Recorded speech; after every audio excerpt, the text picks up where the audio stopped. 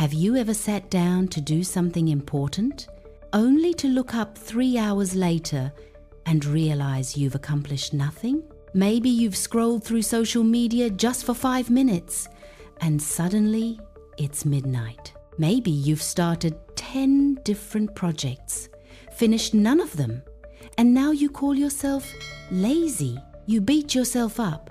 You say, I have no discipline. I'm just not cut out for success. But what if I told you that you're not lazy at all? What if the real problem is that you've lost connection with something deeper? Something that used to drive you before the world became so loud? This is the story of a woman who thought she was broken until she discovered she was just distracted. Stay with me until the end, because this might be the moment you finally understand yourself. In a mid-sized city where coffee shops filled with remote workers and apartment buildings touched the sky, there lived a 8-year-old woman named Maya. Maya worked as a graphic designer for a marketing agency. Every morning at 9 a.m., she opened her laptop. Every evening at 6 p.m., exhausted and frustrated, she closed it, having barely completed her tasks. Her apartment was small but comfortable. 1 bedroom, a kitchen counter cluttered with delivery containers, a desk by the window where her laptop sat, surrounded by half-empty coffee cups and sticky notes with unfinished to-do lists. Her phone was always within reach, always buzzing, always glowing. But more than her physical disorganization, Maya suffered from something deeper. She felt fragmented. Every day felt like running on a treadmill at full speed while staying in exactly the same place.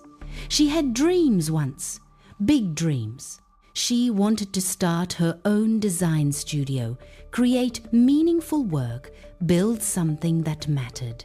But somewhere along the way, those dreams got buried under notifications, endless scrolling, streaming shows, group chats, emails, and the constant noise of the digital world.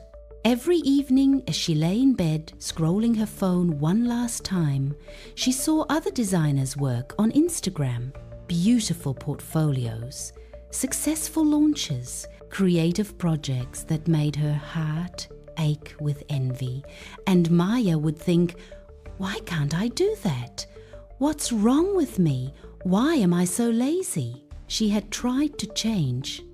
She downloaded productivity apps, bought planners, watched motivational videos, but nothing stuck. After a focused hour of work, she'd reward herself with just a quick check of her phone. That quick check became 45 minutes, then an hour. Then the whole afternoon was gone. Her best friend Emma, who worked in finance, would call her every Sunday. Maya, how's the portfolio coming? Still want to go freelance? Maya would force enthusiasm into her voice. Yeah, I'm working on it. Just been busy with client work, you know. But she wasn't working on it because every spare moment got swallowed by the black hole of digital distraction. The truth that haunted her most was this: she wasn't lazy. When she actually focused, she was brilliant. Her clients loved her work. Her boss praised her creativity, but focused moments were rare now, like finding quiet in a hurricane. She was working hard every day, clicking, scrolling, consuming, responding, but hard work on the wrong things wasn't creating anything. And every night, as she collapsed into bed around 1 a.m., after hours of Netflix and TikTok, she felt like she was living someone else's life. The world told her what to watch, what to buy, what to think, and she had forgotten how to listen to herself. One thought kept returning like a whisper she couldn't ignore. I used to love designing. When did it become just another obligation? One grey Wednesday morning in October, Maya's phone rang during her lunch break. It was her mother. Maya, I found some of your old sketchbooks in the attic. From high school. Do you want me to keep them or throw them away? Her heart jumped. No, don't throw them away. I'll come get them this weekend. That Saturday, Maya drove to her parents' house in the suburbs, a 40-minute drive she usually dreaded because it meant being away from her phone's constant stimulation. But today, she left her phone in the car. Her mother handed her 3 worn sketchbooks filled with drawings from ages 14 to 18. Maya sat in her childhood bedroom, now a guest room, and opened the first one. The pages took her breath away. Detailed character designs, imaginary worlds, logos for businesses that didn't exist, movie posters for films she'd invented. Page after page of pure creative flow, drawn late into the night, not because anyone assigned it, but because she couldn't stop. She found a note she'd written to herself at age 16. One day, I'll create things that make people feel something real. I'll build a studio where art matters more than money. I'll never forget why I started. Maya sat there holding that notebook, tears streaming down her face. When was the last time she created something just because she wanted to? When was the last time she spent 4 hours on a project and didn't check her phone once? The girl who wrote that note wouldn't recognize the woman she'd become. That girl had purpose. That girl had vision. That girl was connected to something deeper than likes and follows. Something inside her cracked, not with sadness, with clarity. She closed the sketchbook and whispered to herself, "What happened to me?" She knew the answer. Slowly, year by year, she'd traded her purpose for distractions. She'd given her attention, her most valuable resource, to algorithms designed to take it. She'd call it relaxation and staying connected, but really she'd disconnected from herself. On the drive home, Maya made a decision. "No more," she said aloud. "I'm taking my life back. I don't care how hard it is. I will find my purpose again." That evening, she did something unusual. She went to a bookstore, something she hadn't done in years. She walked through the aisles, no phone in hand, just browsing. In the self-help section, she found a thin book titled The Focused Life by an author she'd never heard of. She opened to a random page and read, "You are not lazy, you are distracted. And distraction is not your fault, it's by design. But reclaiming your attention is your responsibility." She bought the book. At a coffee shop next door, she read for 2 hours straight. No phone, no music, just reading. The book's author, Dr. Helena Zhang, described the exact trap Maya was in. Dr. Zhang wrote about the attention economy, how apps, social media, streaming services, and infinite content were all engineered to capture and hold human attention because attention equals money. One passage hit her like lightning. The average person now checks their phone 6 times per day. That's once every 10 minutes. You are not weak-willed. You are fighting billion-dollar companies who employ neuroscientists to make their platforms addictive. You cannot win by willpower alone. You need a system. Maya highlighted that sentence. You need a system. The next morning, Maya found Dr. Zhang's email in the book's acknowledgement section. She did something bold. She wrote an email. "Dr. Zhang, I just read your book in one sitting. I'm a 8-year-old designer who's lost herself to distraction. I used to create with passion. Now I can't focus for 20 minutes. If you have any advice or if you know someone who can help, I'm desperate. I want my life back. She hit send before she could overthink it. 3 days later, to her shock, Dr. Zhang replied, "Maya, I appreciate your honesty. I don't usually respond to emails, but yours reminded me of myself 15 years ago. I'm speaking at a Focus and Purpose workshop next Saturday in your city. Come, it's free. Maybe it will help."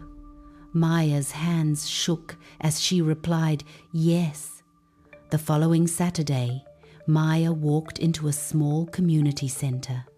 About 30 people sat in a circle. Dr. Zhang, a woman in her 50s with sharp eyes and a calm presence, stood at the front. "Welcome, Doctor," Zhang began.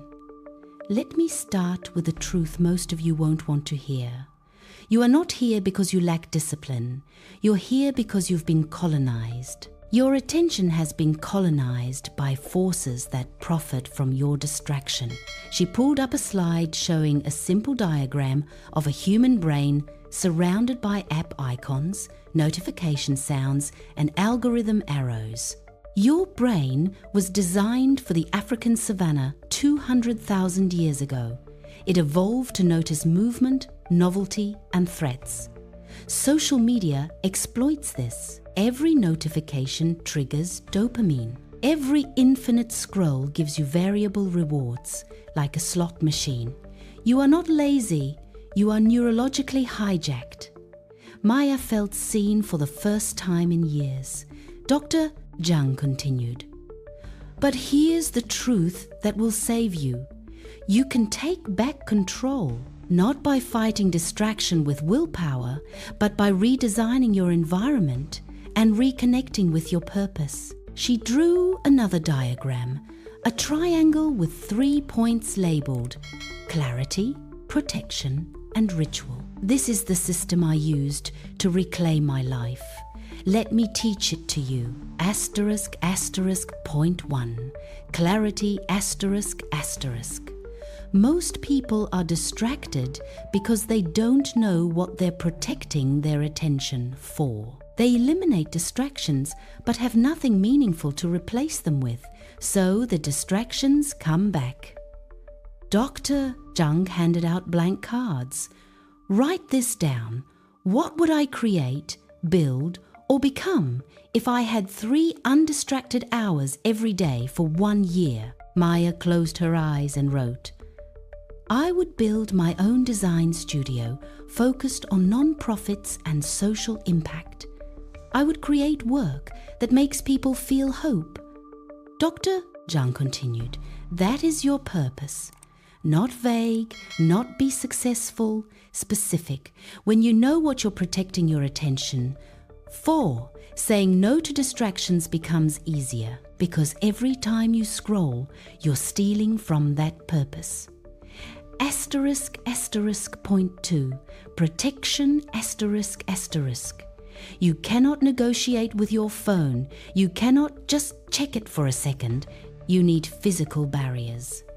Dr. Zhang listed the rules. Asterisk, asterisk. Rule 1. Asterisk, asterisk. Phone goes in a drawer during work hours, not face down on your desk, in a drawer. Out of sight. Asterisk, asterisk.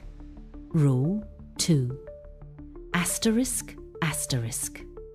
Delete social media apps from your phone. You can access them on your computer, but only during designated times. Asterisk, asterisk. Rule 3. Asterisk, asterisk. Create one place in your home where no screens are allowed. A desk, a corner, a chair. That's your purpose space. "These sound extreme," Dr. Zhang said. "Because they are. Extreme problems require extreme solutions." Asterisk, asterisk, point 3. Ritual, asterisk, asterisk. You need a daily practice that reconnects you with your purpose before the distractions attack. Dr. Zhang described her morning ritual. Every day, I wake up and spend the first hour in my purpose space. No phone, no email, just me and my work, the most important work. The work that feeds my soul, not the urgent, the important. This isn't optional, she said firmly. This is the foundation of everything. 1 undistracted hour every morning. That's 365 hours a year. That's 9 full work weeks of pure creation. That's how you change your life. She looked directly at Maya. I'm giving you all 90 days. 90 days of following this system. Phone in drawer during work. Social media deleted from phone. 1 hour every morning in your purpose space working on your thing. Not client work, your thing. After 90 days, if you've actually done it, your life will be unrecognizable. If you quit, you'll wonder why you're still stuck 5 years from now. Maya felt the weight of the challenge. But also, for the first time in years, she felt something else. Hope. I'll do it, Maya said aloud. We'll see, Doctor, Zhang said with a knowing smile. Everyone says that. The question is, will you still say it on day 30 when your brain is screaming for dopamine? The next morning, Maya's phone buzzed at 7 a.m. She looked at it. 14 notifications. Texts, Instagram, email, news alerts. Her hand reached for it automatically. Then she stopped. She picked up the phone, powered it off completely, and put it in her desk drawer. She closed the drawer. She sat at the small desk by her window, the one she'd been ignoring for months. She opened a blank Illustrator file, and she began designing. Not for a client, for herself. A logo for the studio she dreamed of building. The first 20 minutes were agony. Her brain screamed for stimulation. She wanted to check her phone, check email, check anything. Her leg bounced, her mind wandered. She thought of 17 urgent things she needed to do, but she didn't move. She designed. By minute 30, something shifted. The noise quieted. She fell into flow. Ideas came. Her hands moved. She forgot about her phone entirely. At 8 a.m., she looked at what she'd created. It wasn't perfect, but it was hers. Real, meaningful. And she'd done it without a single distraction. She felt something she hadn't felt in years. Pride. The first week was brutal. Maya deleted Instagram, TikTok, and Twitter from her phone. She kept them on her laptop, but only checked them once per day at 5 p.m. for 20 minutes. Her brain revolted. She felt phantom vibrations. She reached for her phone 50 times a day, only to remember it was in the drawer. At night, without scrolling to numb herself, she lay in bed feeling everything she'd been avoiding. Anxiety, loneliness, fear that she wasn't good enough. But she didn't quit. Every morning, she sat at her purpose space. 1 hour, no distractions, creating. By week 3, her body adapted. The urge to check her phone weakened. Her morning hour expanded to 90 minutes because she didn't want to stop. She was designing a full brand identity for her dream studio. Creating illustrations that made her heart sing, writing a mission statement that brought tears to her eyes. Her client work improved too. When she actually focused, she completed in 2 hours what used to take all day. Her boss noticed. Maya, whatever you're doing, keep doing it. Your work is incredible lately. By month 2, Maya had designed an entire portfolio of spec work for her future studio. She'd reached out to 3 non-profits offering free design help to build her portfolio. 2 said yes. She lost count of how many times she'd wanted to quit, How many times her brain whispered, "Just check Instagram real quick, you're missing out." But she remembered Dr. Zhang's words. Every time you scroll, you're stealing from your purpose. On day 87 of Maya's journey, she received an email from one of the non-profits she'd designed for. "Maya, your work helped us raise $50,000 for clean water projects. You have a gift. If you ever start your own studio, we want to be your first paying client." Maya sat at her desk, tears streaming down her face. 3 months ago, she thought she was lazy, broken, incapable. Now she had her first client for a business that didn't even exist yet. She emailed Dr. Zhang. "I did it. 90 days. I never quit. And today I got my first client for the studio I'm going to build. Thank you for showing me I wasn't lazy. I was just distracted." Dr. Zhang replied within an hour, "I knew you would make it. You had the look of someone ready to fight for themselves." Now remember, this isn't a 90-day fix. This is your life now. Protection of your attention is protection of your soul. Don't ever forget that. "I won't," Maya typed back. "This is who I am now." 1 year later, Maya had quit her agency job. She ran her own small studio working exclusively with non-profits and social impact organizations. She had 4 employees. Her work had been featured in design magazines. She made less money than at the agency, but she woke up every day with purpose. Every morning at 7 a.m., she still sat in her purpose space, phone off. Distractions eliminated, creating, not because she had to, but because that hour was sacred. That's when she connected with why she existed. Her friends would ask, "Maya, how did you change so fast? What's your secret?" She would smile and say, "I'm not special. I just stopped letting other people's algorithms decide how I spend my life. I protected my attention like my life depended on it, because it did." My friend, Maya's story is proof of something powerful. You are not lazy. You have never been lazy. You are distracted. And distraction is not a character flaw. It's a manufactured condition created by systems designed to profit from your attention. Here's what most people don't understand. Your attention is your most valuable resource. Not your time, your attention. You can have 12 hours in a day, but if your attention is scattered across 47 different apps and inputs, those 12 hours create nothing.